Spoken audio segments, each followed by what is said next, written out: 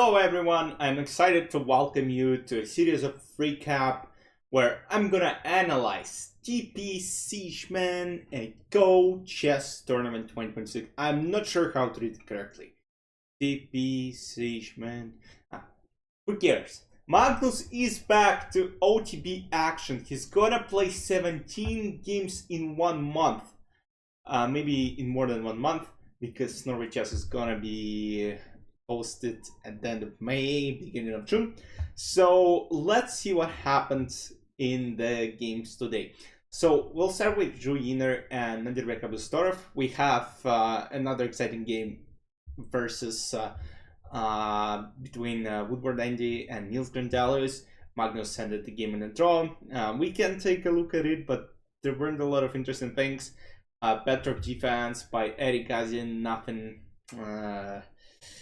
drastic happened, so nothing to analyze. So, but here, Zhu Jiner plays with white pieces against Nodirbek Abdusattorov. It's round robin tournament, meaning that everyone is going to play against each other.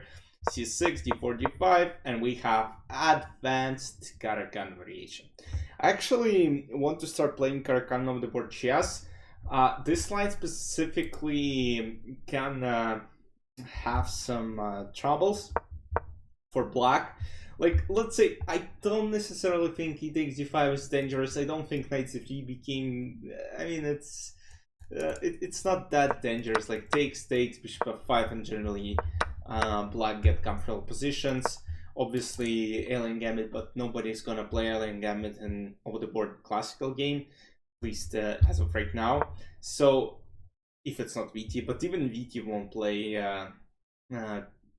alien gambit in over-the-board chess unless it's a low-rated opponent. So this 92-93 is a very interesting setup. Basically, white are trying to stop c5 idea.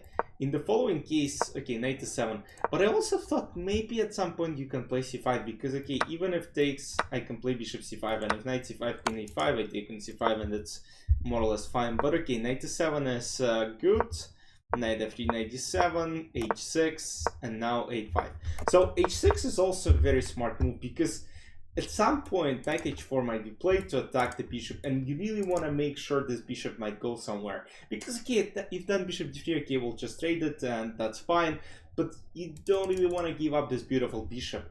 So, and now a5. a5 is again a very good move. So there is a good strategical, there are a lot of strategical books which tells you if the knight is placed on b3, or let's say in this case on g3, somewhat useful moves against it would be to play and push the last pawn on the h or a file, trying to push h4 to attack g3 knight, in the following case trying to push a5 to attack b3 knight following a4.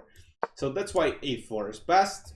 a5 is played, a4, that's fine, and now bishop goes to g6.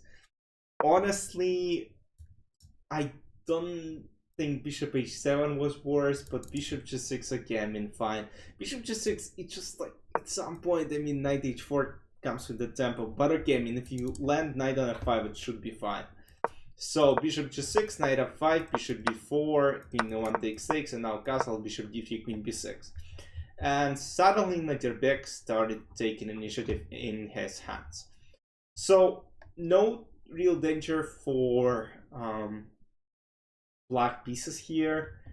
I mean, white don't really have any squares of attack as of right now. I mean, yes, knight is pointing towards a5, but I mean, we're not really going to touch anything here.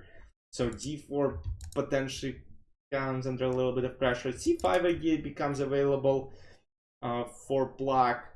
Like g4, okay, I mean g4, just simple knight to 7 will work. So can't say something dangerous is going to happen for black. Rook c8 is played, c5 at some point is going to happen. Rook a1, knight to 7, takes, rook a3, and now finally c5. Takes, and as you might see, queen is attacking b2, rook is pointing towards c2. There are also ideas, let's say, put in at some point rook c4, knight f4, and try to create some maybe weaknesses on the king side. So rook c3 is played, takes, knight to 7, rook c8, queen b2. and just in a matter of seconds, white position is collapsing. And I mean, knight e4 is an extremely tough move to explain, because rook c8 comes and you cannot protect b2 pawn, and once the pawn on b2 is taken, it's just completely lost. So what should have happened is, let's say, move like queen a3, and now okay, knight c6, I don't know, c3, 3-5, who knows. But okay, knight d4, rook c8, and now it turns out, I mean, b2 pawn cannot be protected, because, okay, if queen goes this way, there is queen d4, queen s7, rook c2, and you start attacking f2, e5, b2, all pawns are under attack. Okay, this, queen f7, ba-bam. And now checkmate on the last rank.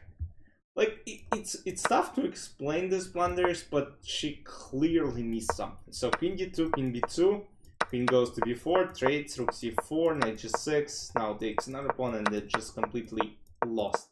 Knight c4, king f8, king advances, and rook c4. White admit their loss because they have to transpose to a losing endgame where f6, e5 will be followed, if knight c5 and knight a5. So there is no danger for black. White have no chance of drawing this game. White resigned. And the second decisive game happened between Andy Woodward, talented young US Grandmaster, and Nils Grandelius, who is like a veteran at this point, but still plays good chess. So d4, d5, c4, 6, knight f3, knight f6, knight c3, h6. Once again, not quite, not a very popular line. Bishop e7, bishop g2, castle. But I mean, people started playing this h6 or a6 move just to avoid a lot of theory. I mean, in this case, of course, we're gonna get a lot of transpositions after takes, and bishop f4 at some point, or like in the following case, knight d5, Catalan. Actually, I think it's a good version of Catalan. D takes c4, knight d5, knight c6, takes, knight c6. So, is it the same thing that happened in the last game between Hikaru and Yava here in the candidates? Bishop e3, a5. Don't get me wrong, I think that's the same thing. But you can correct me if I'm wrong, because the structure looks familiar.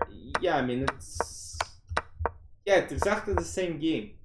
Like, okay, maybe some differences, but in the following case, if you pay enough attention, it's I mean, it's technically still material equality on the board, but the structure is what makes things worse in the following case.